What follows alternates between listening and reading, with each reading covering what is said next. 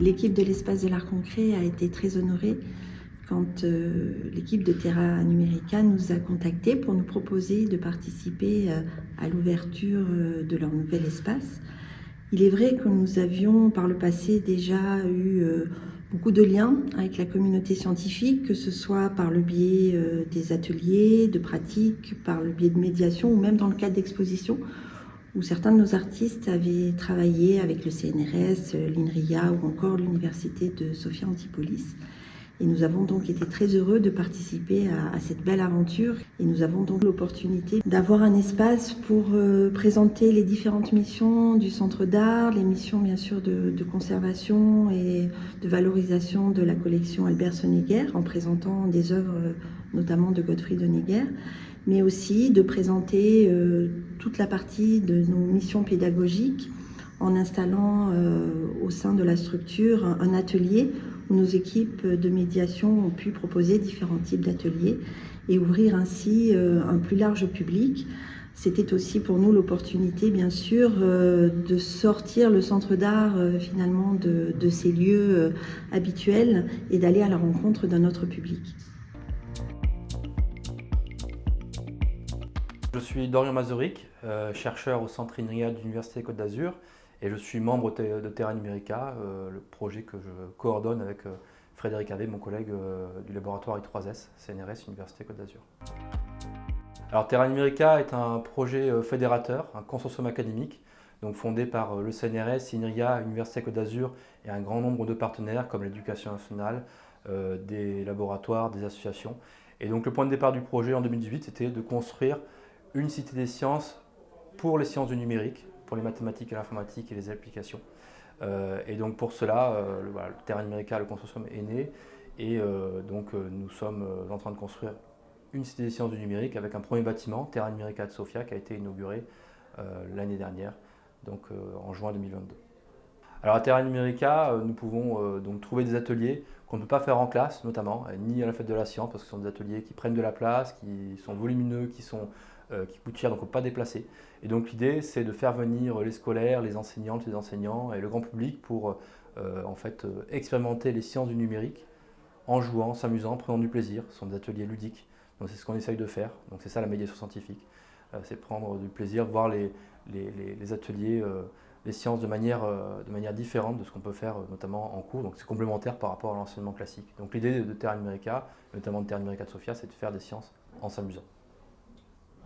Donc l'idée de cette collaboration, de ce partenariat, était donc de développer des regards croisés, donc des regards croisés, donc regard de scientifiques sur des œuvres d'art, et puis un regard d'artiste, un regard artistique sur des ateliers de médiation scientifique ou des notions de mathématiques et d'informatique.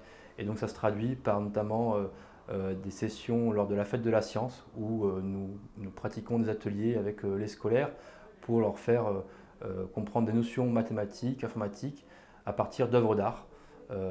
Et donc c'est ce que nous développons avec l'espace de l'art concret à Montsartou. Je m'appelle Magali Martin-Mazoric et au sein de Terra Numérica, je suis un peu le couteau suisse, version partenariat et communication, mais aussi plein d'autres choses et notamment une leaduse avec d'autres collègues du GT, groupe de travail Arts et Sciences. Voilà. Tous les profils sont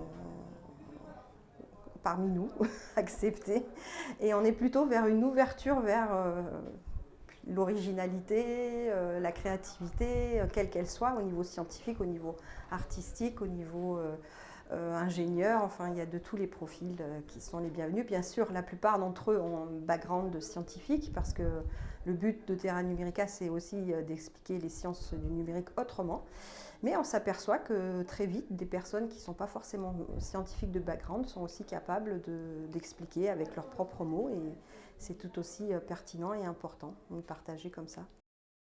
On fait la différence entre un artiste et entre un chercheur, mais au fond, ce sont les mêmes personnes qui observent les choses qui les entourent et qui nous les traduisent, et souvent avec les mêmes mots.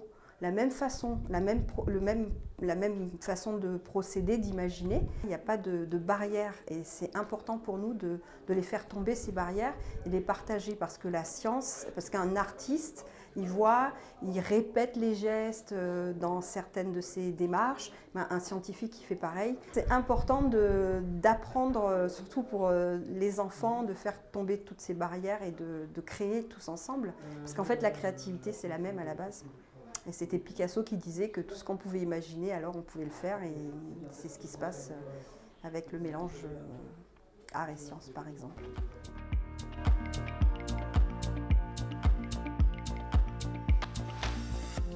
Bonjour, je suis Brigitte Segatouri, je suis responsable des ateliers pédagogiques à l'Espace de l'Art Concret, Centre d'art contemporain d'intérêt national. Alors aujourd'hui, je vais vous présenter deux jeux que nous avons mis en place, nous avons créés en partenariat avec Terra Numérica. En premier, je vais vous présenter Géométrie en poche. Et l'idée, c'était d'avoir dans chaque poche ici donc des fiches où il y a des consignes pour créer à la fin une composition artistique et géométrique. La règle du jeu pour les 3-6 ans. Ensuite, vous avez les 7-13 ans ici. Et ici, vous avez pour les ados et adultes. Ce jeu est basé sur l'aléatoire et sur le jeu de dés pour pouvoir piocher les formes et les couleurs. Nous avons donc ici, dans ces bacs, des formes. Et ensuite, nous avons dans ce bac des bandes fines ou larges, en couleur ou noir, blanc et gris.